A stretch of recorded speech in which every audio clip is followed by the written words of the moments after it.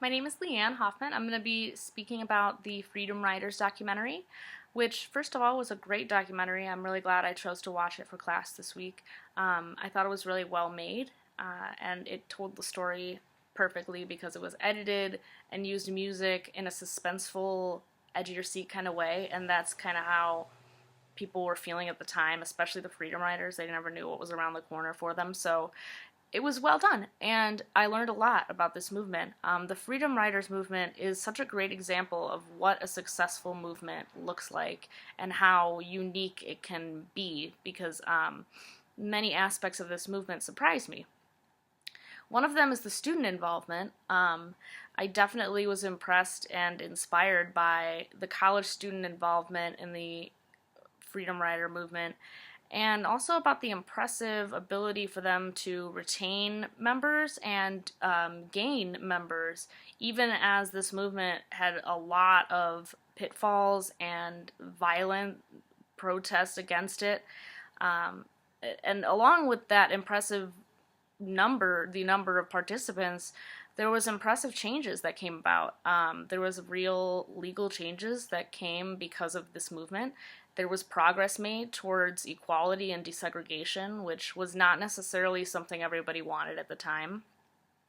And this group of people that were so brave to go in the first place on this freedom ride really brilliantly solved an issue by bringing it to light rather than by attacking anybody over it. So the first thing I will speak about are the students that were involved in this. So I've come to find in this class that college students make great activists. I think the age group of college students, looking for something to put their energy into and to feel like they're a part of a significant effort is strong, and that brings a lot to the table in a movement. So if you have a lot of students involved and leading the movement, I think there's going to be a lot of innovation in any movement like that.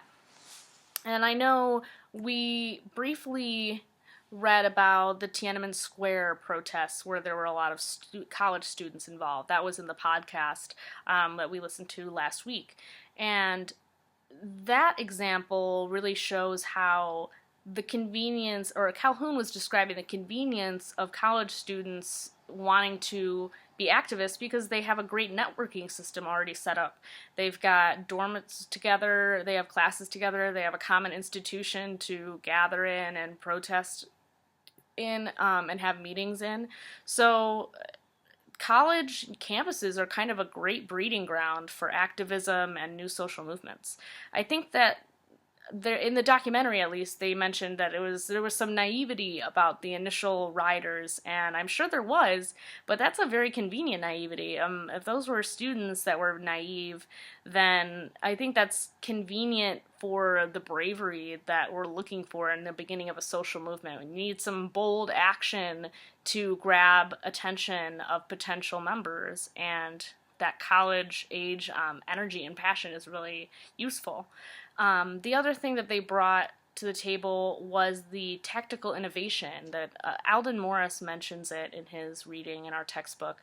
During the civil rights movement, there was a lot of tactical innovation, and one of those ways was peaceful protests, and that was definitely the main goal in this movement, was to peacefully and calmly, just point out that, hey, legally we should not be exposed to segregation and state laws need to be changed.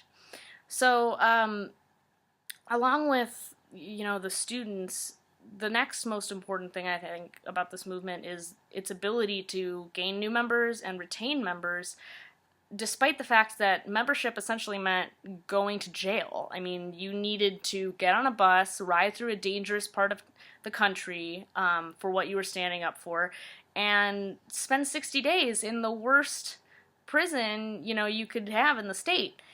So that the numbers of riders, over 400 by the end, it was so impressive to me given what they did to participate. Most movements, I would imagine, it's hard to get participation if there's a lot involved in participation and membership.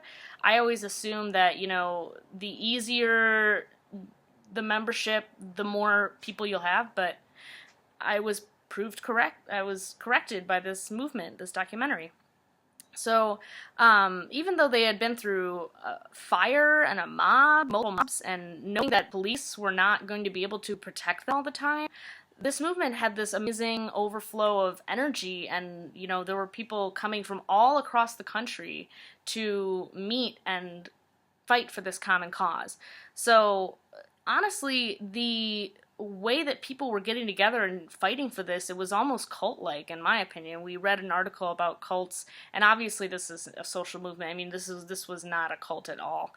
But that example setting that is popular, it's common in cult, in the inner workings of cults, we have these models that are the first freedom riders, and they just kind of very bravely sacrificed their own safety and comfort to model, this is what we need to do in order to make change. We need to get uncomfortable, basically. And through their example, there were hundreds of other people who were willing to also sacrifice their comfort and safety in order to add their name to the list of people who were not okay with segregation. So that almost a cult-like passion is what I would say. It reminded me of the intensity of the commitment that one would have to a cult, because the people that were committing to this were committing a lot to be a part of this movement. So the last thing I want to talk about is just how remarkable it is that this small group of riders, initial small group of riders, led to such a huge national movement and legal changes in favor of civil rights and desegregation. So this is a huge deal that these people made history, just by protesting. Not always does protesting amount to anything. And, framing the event is important, because that's something that we read about, is making sure that you know the frame of reference that you're getting your information from. I think there were plenty of people who obviously did not want desegregation, and those people would probably not be as enthusiastic about these events, and were probably a little against, the freedom riders coming through their town.